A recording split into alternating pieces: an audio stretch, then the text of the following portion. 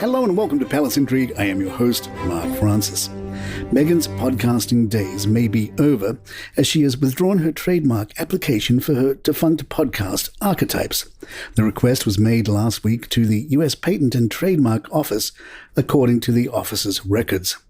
Vanity Fair recapped the road to withdrawal. The Sussexes filed a trademark application in March 2022, the Daily Mail reports. Their initial bid was rejected this January due to a potential conflict with a trademark registered in May 2018.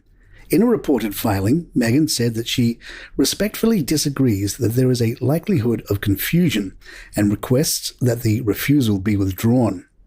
However, some podcast aficionados are holding out hope due to a video that has gone viral from Kevin Costner's charity event. In the video, Meghan steps forward to make a speech after seeing a woman moving in her direction with a microphone in her hand. However, the woman does not give the mic to Meghan. It is unclear who declined who. Or perhaps Meghan is returning to Suits. Fans got excited after Suits co-star Patrick J. Adams shared images of the cast on his Instagram with the caption, "Let's get serious. Seriously, I miss my friends, each and every one of them."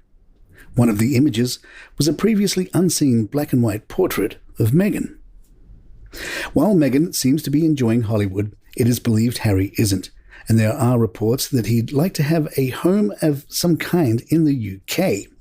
A friend of Harry's, quoted by the Mirror, said, "Not having anywhere isn't overly helpful. There are friends and hotels, but I know they would like to have somewhere."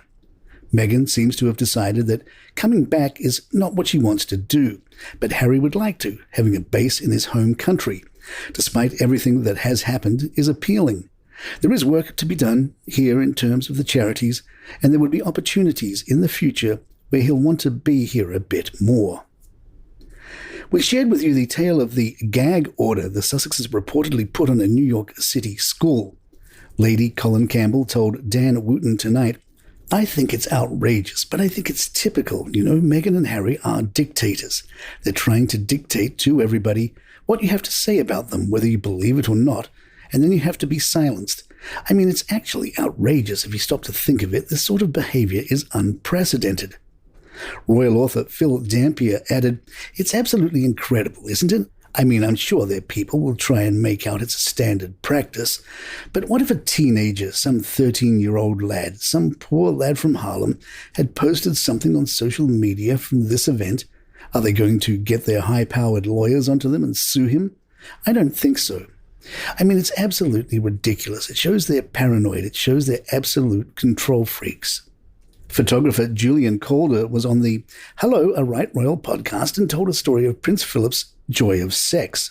Calder said, "I once did a portrait of Pince Philip in his office, and he was standing there and I was quite young at the time. And I'm looking through the lens and I thought, God, just behind his right ear is a book, The Joy of Sex. I had to say, Pince Philip, should we move that? And he laughed and he got his equerry to come and move it." Palace Intrigue will be right back. The Kate is Wonderful narrative continues to have a strong week, with the Mirror writing in flowing language about Kate's favourite bedtime treat. The Mirror writes, "The Prince and Princess of Wales love story is very well known, and it is clear that they are just as enamoured with one another now as they were when they first met. From loving books to discreet gestures in public, the couple have many sweet ways that they show one another affection, which is surely the key to their long marriage. One of these moves is said to be a special nightly treat that Prince William brings his wife once their 3 young children are in bed.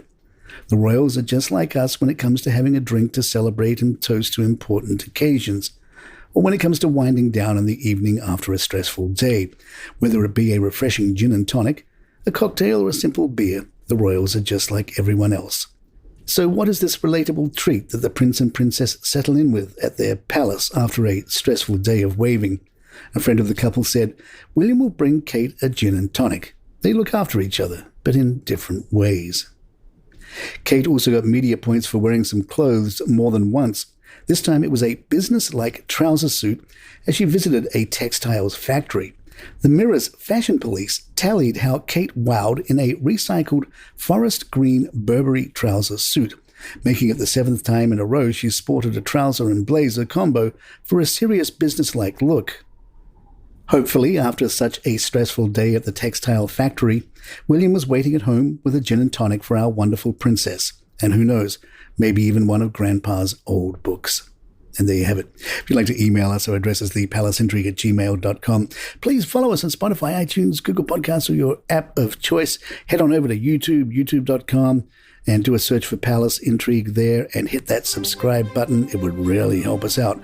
I'm Mark Francis. My thanks to John McDermott. This is Palace Intrigue, and good times.